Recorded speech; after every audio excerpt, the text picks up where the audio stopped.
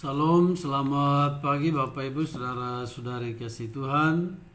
Kita jumpa kembali pada hari Selasa tanggal 30 Agustus 2022 dalam renungan harta sepanjang masa yang merupakan rangkaian khotbah hamba Tuhan almarhum Bapak Pendeta Dr. Yakub Nahwai MA yang memuat atau berisi 365 inspirasi yang akan membantu kita menemukan rahasia kehidupan dalam hari-hari yang kita jalani.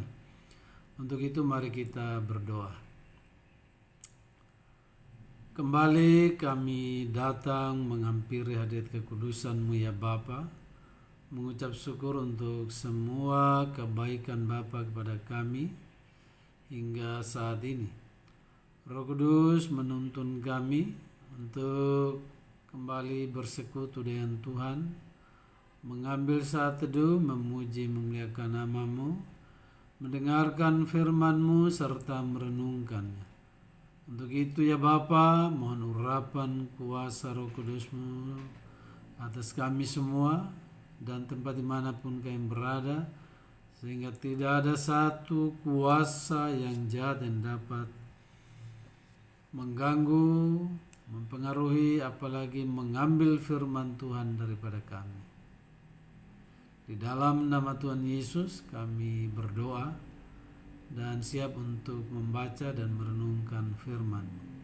Amin. Firman Tuhan di pagi hari terambil dari Efesus 3 ayatnya yang keempat, yang menyatakan apabila kamu membacanya, kamu dapat mengetahui daripadanya pengertianku akan rahasia Kristus. Jadi sekali lagi, apabila kamu membacanya, kamu dapat mengetahui daripadanya pengertianku akan rahasia Kristus. Judul renungan, orang-orang yang memiliki hak istimewa. Jadi sekali lagi, orang-orang yang memiliki hak istimewa.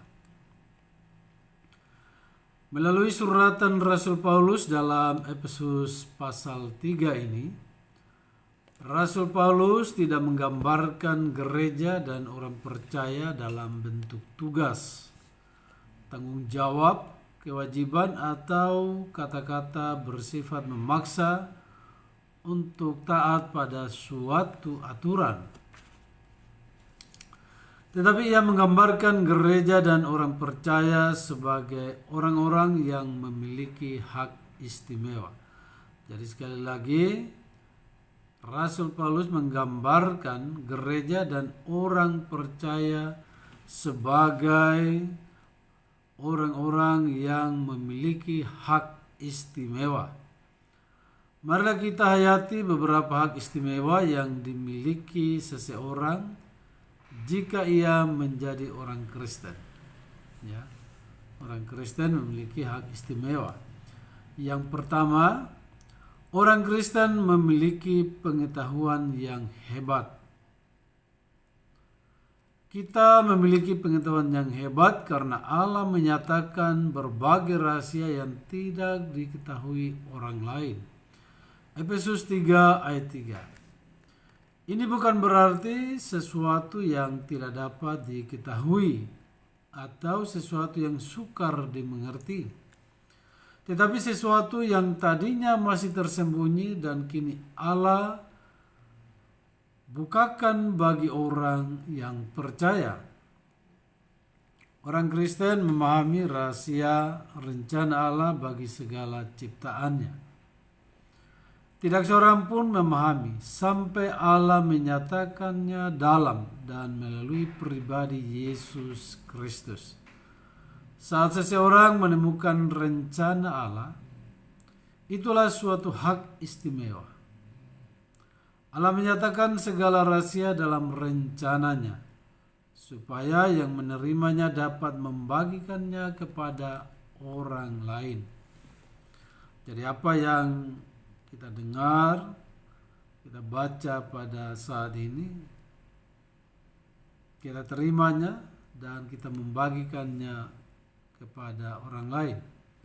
Yang kedua, orang Kristen memiliki pengalaman yang unik. Pengalaman bersama Yesus adalah masalah pribadi. Rasul Paulus dalam setiap kesempatan berbicara perihal pengalamannya dengan Tuhan Yesus di pintu Damaskus.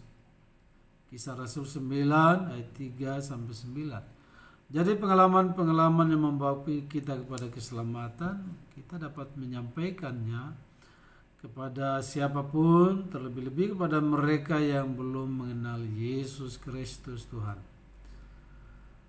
Paulus mendapatkan kesempatan istimewa untuk bertemu dengan Yesus yang hidup. Rasul Paulus memahami Injil dari dua sisi. Secara pengajaran dan pengalaman. Sisi satu atau salah satu hak istimewa bagi setiap orang Kristen adalah pengalaman pribadi dengan Yesus Kristus. Jadi setiap kita sebagai orang Kristen harus memiliki pengalaman pribadi, atau dengan kata lain, kita harus mengalami Tuhan.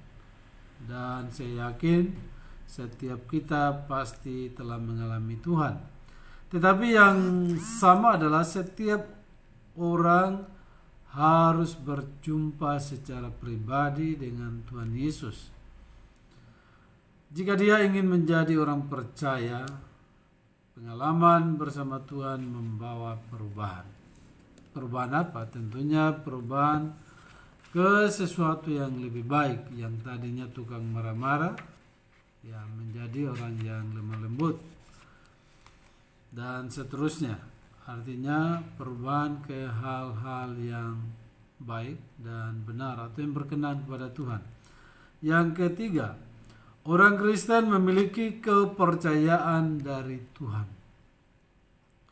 Orang percaya dipercayakan memberitakan Injil dan keselamatan sesama. Efesus 3 ayat 9. Ya, ketika saya membaca kemudian merenungkan firman Tuhan, berbagi dengan Bapak Ibu, artinya kita sudah memberitakan Injil. Demikian juga nanti Bapak Ibu terus berbagi dan berbagi, kita sudah termasuk memberitakan Injil Yesus Kristus.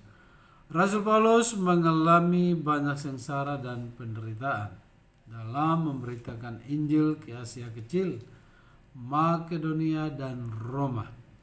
Justru di Romalah Rasul Paulus mengakhiri seluruh pertandingannya. Ya.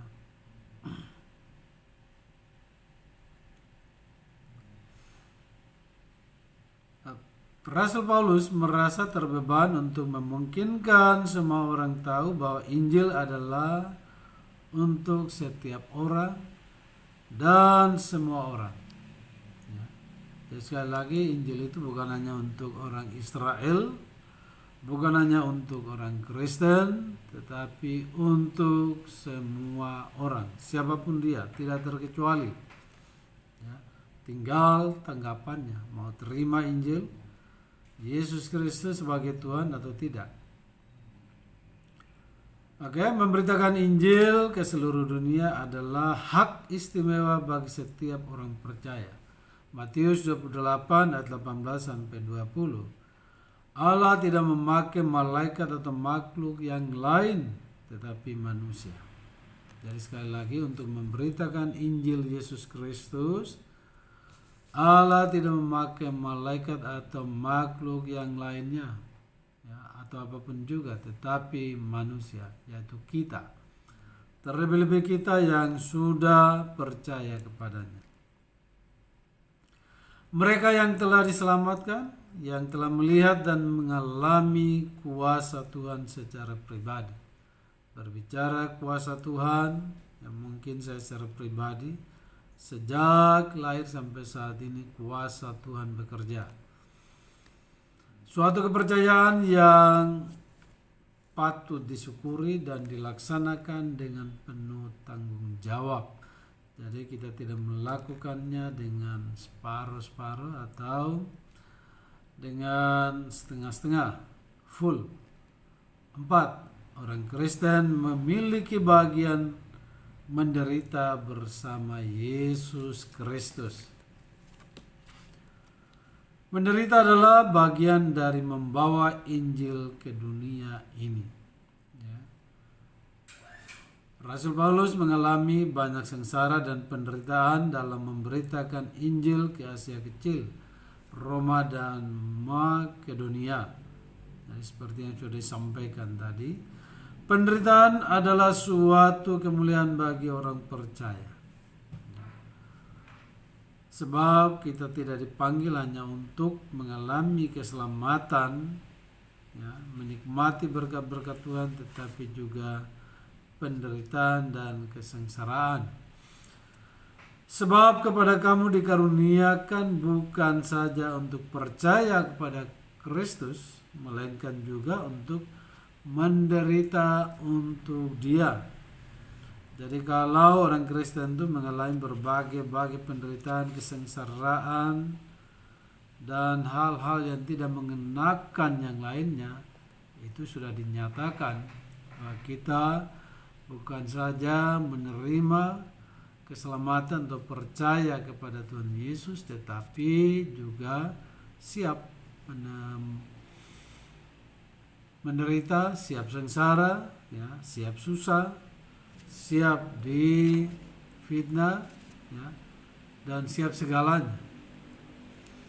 Rasul Paulus mengatakan kepada jemaat di Roma bahwa jika kita menderita bersama-sama dengan Dia, maka kita juga akan dimuliakan bersama dengan Dia. Roma 8 ayat 17. Jadi pada saatnya setelah menderita kita akan mengalami, ya, kebahagiaan, yaitu dimuliakan bersama-sama dengan Dia atau dengan Tuhan Yesus Kristus pada akhirnya.